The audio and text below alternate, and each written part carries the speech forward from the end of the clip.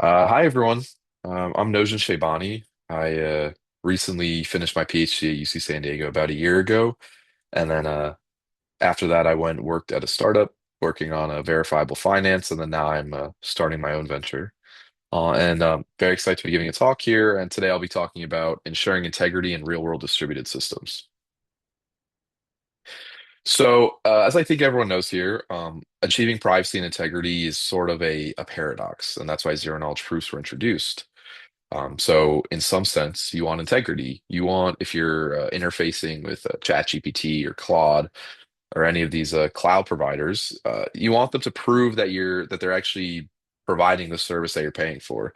So in this example, like I want OpenAI to prove to me that they're using the Pro GPT model that I'm paying for.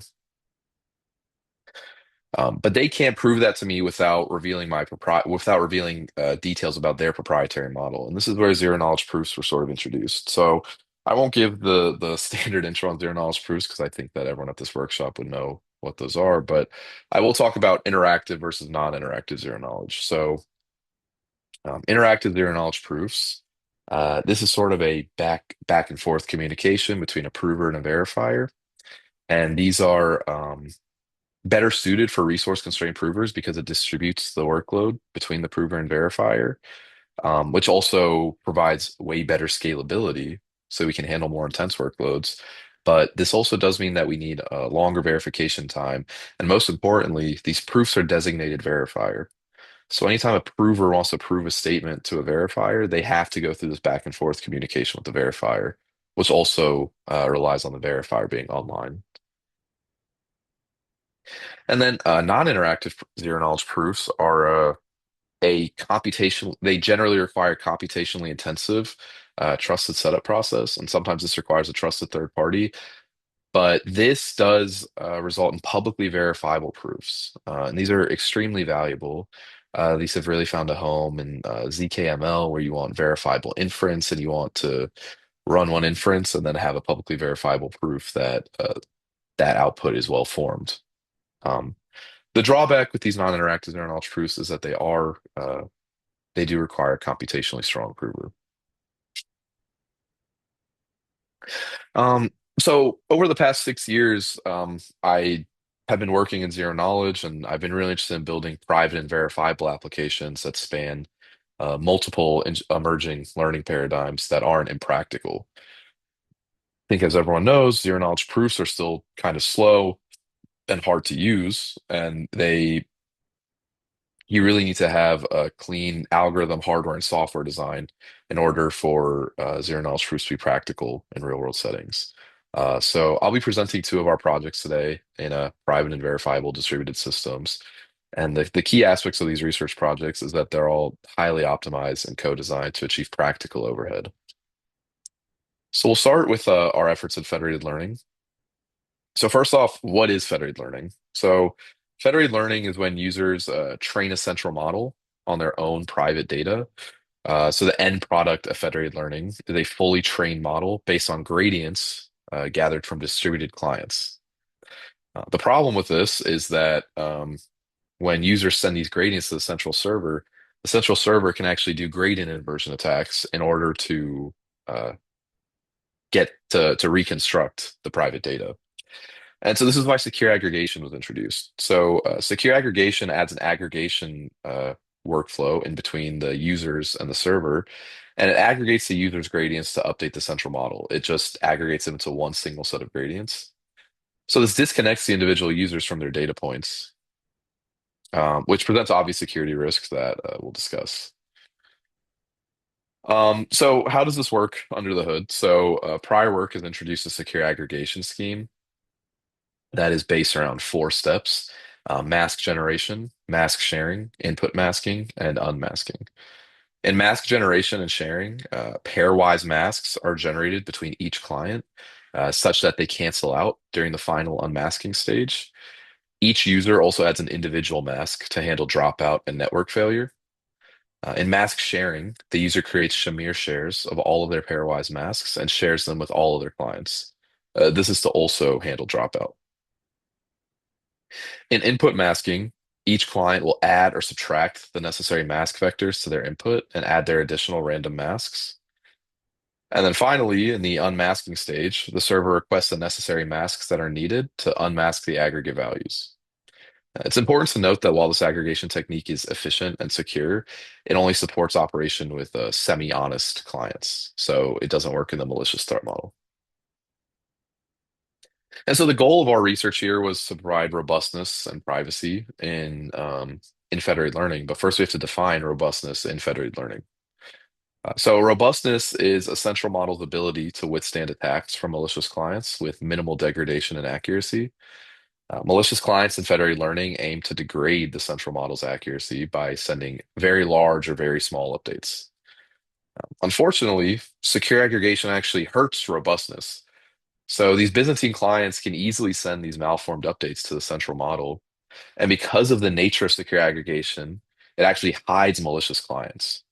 So these malicious clients can sort of throw their updates into the pool, get aggregated into the final gradient that gets integrated into the global model. And there's no way for the server to figure out who sent that malicious data because checking each client would break privacy, which is what secure aggregation is there to fix. So again, we run back into this problem with integrity and privacy at the same time. So to address this, we developed zprobe, which enables private and robust aggregation in the malicious threat model by incorporating interactive zero-knowledge proofs. So our Byzantine robust secure aggregation for the first time scales sublinearly with respect to the number of clients. We leverage probabilistic optimizations to reduce zprobe overhead without compromising security, resulting in orders of magnitude client runtime reduction compared to a naive implementation. And finally, we have a privacy-preserving robustness check based on rank-based statistics. It's robust against state-of-the-art Byzantine attacks with 0.5 to 2.8% higher accuracy compared to prior work on private and robust FL. So here we outline the general flow of the zprobe defense against Byzantine clients. It's important to note that alongside the robustness checks that are discussed in this figure, the zprobe secure aggregation also has verifiable computation checks within it to weed out Byzantine clients. So in step one, the server randomly clusters all users and gathers the means of their updates using the zprobe secure aggregation. After having the means, the server computes the median of the means. We use the median of the means method as it's robust to Byzantine updates, which we'll talk about later. In step two, we calculate the standard deviation of the cluster means and use that to establish a robustness threshold. All users' updates must be within this robustness threshold of the median to have their updates accepted into the final model. In the final step, all clients that pass the robustness checks and verifiable computation checks will participate in our final round of secure aggregation to update the server central model. So we're the first work to address the malicious client problem in federated learning with a single server solution. In our malicious setting, we assume clients will try to degrade model performance using the following tactics, either using modified local updates, performing masked update computation incorrectly, or changing their local updates that are used within the zero knowledge proof and what's actually being put into aggregation. So for establishing robustness, the median of a data set is hard to calculate in the private domain, but it's the most robust statistic we have, as it requires 50% corruption to affect it, whereas the mean can be corrupted by a single malicious user. We randomly cluster clients and compute the aggregate mean of the updates of each cluster. We then take the median of these means to act as our robustness metric. We take the standard deviation, which can be tuned by the number of clients of these means to act as our robustness threshold. So in our first zero knowledge check, we're ensuring robustness by checking if a client is sending a value that's too big or too small to ensure that they're not trying to degrade the central model's accuracy. In this protocol, the client commits their update, and the update is checked to see if it lies within the pre-computed robustness threshold. To verify that the masked update is calculated correctly, we do a zero knowledge correctness check. We essentially recalculate the masks and masked update using a custom built zero knowledge implementation of AES to ensure that the masks were computed for previously committed information. And then we recompute the masked update in zero knowledge. If this matches the masked update that the client's initially set the server, then the client is benign. If not, we can mark this client as malicious. When applying these DKPs to a model, we're often dealing with models with a large amount of parameters, even for a small model. Performing checks for each parameter and mask is infeasible. So we propose probabilistic optimizations that greatly reduce the number of necessary checks. This results in 3 orders of magnitude speed up when compared to a naive implementation. For instance, when a malicious user only modifies half of their parameters and masks in a model with 60K parameters, we only need to perform 8 zero-knowledge checks to achieve 99.5% detection probability. So here we show the efficacy of our defense against common Byzantine attacks across MNIST on LeanNet 5, FMNIST on LeanNet 5, and CFAR 10 on ResNet 20 architectures. As you can see, zprobe is able to recover accuracy to a high degree. And then we present our runtime on these data sets and architectures. This is for a 50 client setup in which Byzantine clients modify 30% of masks and updates, which requires more checks. We see that although there is overhead when compared to the baseline, we're still able to perform sub-second operation with zprobe. We also observe that zprobe runtime only grows a negligible amount between MNIST and CFAR 10, even though CFAR 10 has 4 times as many parameters. This is a testament to the scalability of our system. And while not shown here, zprobe only requires 2.1 megabytes and 4.4 megabytes of client and server communication, respectively, for a round of aggregation on Fashion MNIST. And then finally, we show the zprobe runtime complexity, which shows that zprobe enjoys a lower complexity than the prior work. Um, yeah, so now in this work we presented zprobe, and then now we can move on to how we tackled another learning paradigm, split learning. So split learning enables inference and training of oops, sorry. Split learning enables complex learning with edge devices. There's a collaborative learning framework in which clients do not share their training data. Instead, a client trains a small fraction of layers, which we call the head and the tail, with the rest of the model, which is called the backbone, hosted on the server. The client passes its trained head and tail to the next client to act as a starting point for training. And so, why would you do split learning? So, split learning enables inference and training of complex models for resource constrained users. So, being able to find to or train large LLMs for resource constrained users because a lot of the computation is outsourced to the backbone on the server. And also, clients can keep their training data private from the server. Uh, but now we need to talk about where split learning breaks.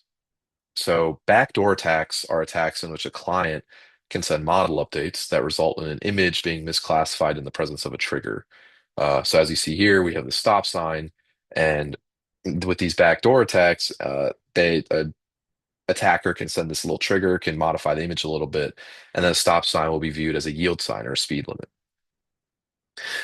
Server-side defenses typically require access to model parameters or training data to defend against these attacks. So we present Zorro, which is the first client-side backdoor defense against client-side backdoor attacks. We developed a novel backdoor detection scheme that analyzes the frequency domain representation of model updates. And using interactive ZK again, we ensure malicious clients can't deviate from the proposed defense scheme while protecting model parameters. So this is achieved by enforcing that each client inspects a number of the previous heads and tails to ensure that their training starts from the best available head and tail. The number of models a client has access to is controlled by a security parameter K, and we do this to ensure that adjacent malicious clients cannot protect each other from detection. So we'll start off. So the first thing we do is receive the list of the best K models from the previous clients from the previous client, alongside initiating communication with the previous client so that they can prove the integrity of their computation to generate this list of the best K models. The client then validates the integrity of the previous client's work, and if it's invalid, it'll terminate the program. The client also ensures that the models that are sent from the previous client match with the previously committed versions of the models from the server. The client then begins local training on their own private data set. We treat the calculation of these so-called poison scores as a black box, but part of the research contribution in this work is building a mechanism that quantifies how poisoned a model is based on its frequency domain representation. This requires performing a large discrete cosine transform with the size dictated by the number of parameters in the in the head and tail. We perform significant optimizations on this operation by reducing the DCT to a matrix multiplication and using Friedwald's method to probabilistically ensure the correct computation of it. A higher score correlates to a more poison model, and then this client computes a poison score for each of the K models plus its own model. So then the client identifies the best K models and drops the model with the highest poison score. And if that's itself, it'll drop itself. And then finally, the model with the lowest poison score, which would be the ideal place to start training for the next client, is identified. Steps 4 through 6 are also evaluated in the zero knowledge domain to generate a proof that is shared with the server and the next client to ensure that the current client is correctly following the defense scheme. If the client deviates from the protocol, it will get itself kicked from the training process. So it's incentivized to follow the correct methodology and just hope that it doesn't get identified. Finally, the best K models and their remaining metadata are forwarded to the next client. So we evaluate this defense scheme on several prominent models and data sets. In our initial experiments, we perform experiments on a 10 client setup, training a ResNet 18 on the CFAR 10 data set with a poison model rate of 20% and a Q length of K is equal to 3, which is the number of models the client receives and sends. So how do we actually evaluate Zorro? We evaluate over 4 metrics. We evaluate over backdoor accuracy, which measures the effectiveness of the backdoor attack. We want to maximize this. An adversary wants to maximize this. Um, a main task accuracy, which reflects the model's utility on the intended benign task. So the defense wants to maximize this. The poison removal rate, which quantifies the defense's effectiveness in eliminating poison models. Again, the defense should maximize this. And then a better benign rate, which captures the frequency with which the defense fails to select the most recent benign model despite its availability. The defense should aim to minimize this. So we compare Zorro primarily to a gold standard defense, which is a hypothetical defense that knows the benign and poison models, mimicking optimal performance. So obviously, for the poison removal rate and the better benign rate, the gold standard achieves optimal results. So we start with CFAR 10, and as you see, we're achieving really great results. We're achieving close to the gold standard on almost everything. Um, and yeah, so this is a quick run through of our results. I didn't want to spend too much time on this. Um, please refer to the paper if you'd like to know more. But this also shows the prover runtime for a different number of threads alongside the communication cost in megabytes. As shown, the runtime scales sublinearly with the number of parameters for all thread configurations. Communication overhead increases linearly, but remains below 200 megabytes even for models with up to 10 to the 7 parameters. These results demonstrate the scalability and efficiency of Zorro, even for large client-side model partitions. And again, we have an extensive set of results in our paper, but for the purposes of today's talk, I want to just introduce the idea of this. But yeah, so in this work, we contributed Zorro, which is the first client-side backdoor defense against client-based backdoor attacks and split learning. We use interactive zero-knowledge proofs to force attackers into a dilemma in which they're forced to reveal themselves or risk being dropped from the training pipeline.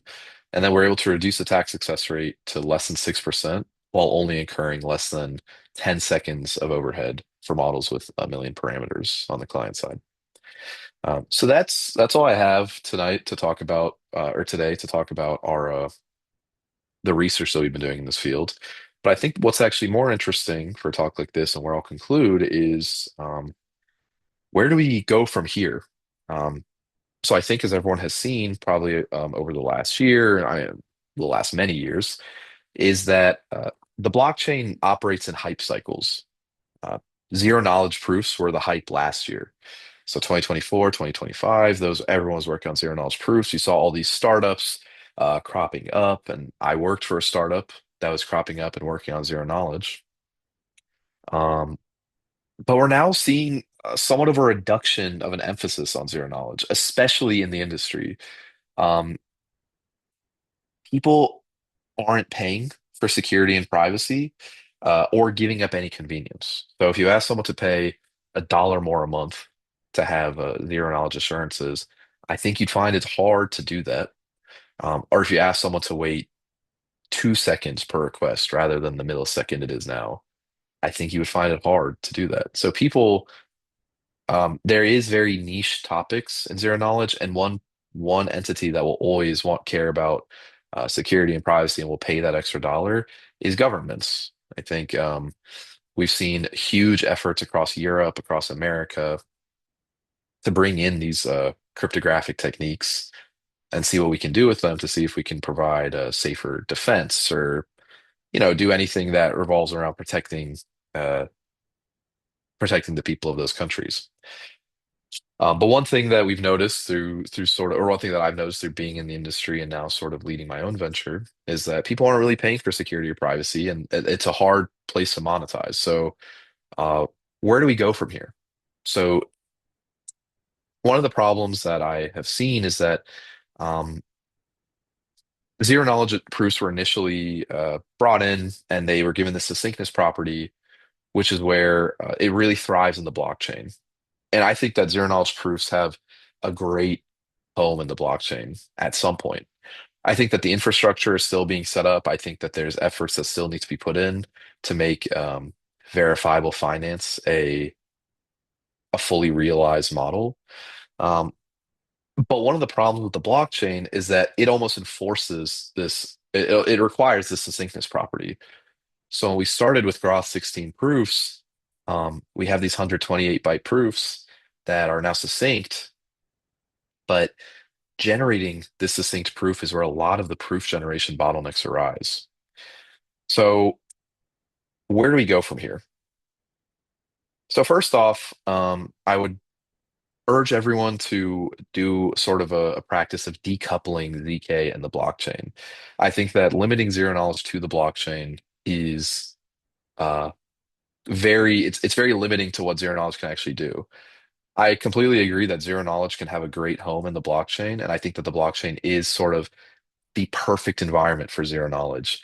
However, I'd urge everyone to think about, so for instance, these projects that we've worked on, there's now efforts from our research lab that are bringing these into real world settings outside of the blockchain and actual machine learning and like frontier lab environments. So I'd urge everyone to sort of decouple zero knowledge and the blockchain and think about how can we use zero knowledge outside of the blockchain. And one thing that this allows you to do is now we can have a little bit more of a relaxed stance on the succinctness property. So, for instance, when we go into verifiable AI and go into like, if we want to have like a verifiable Opus model, with the amount of data that's being transferred back and forth, we no longer require 128 byte proof. And I guarantee that if we want 128 byte proof, you're gonna need a whole data center to generate that succinct proof.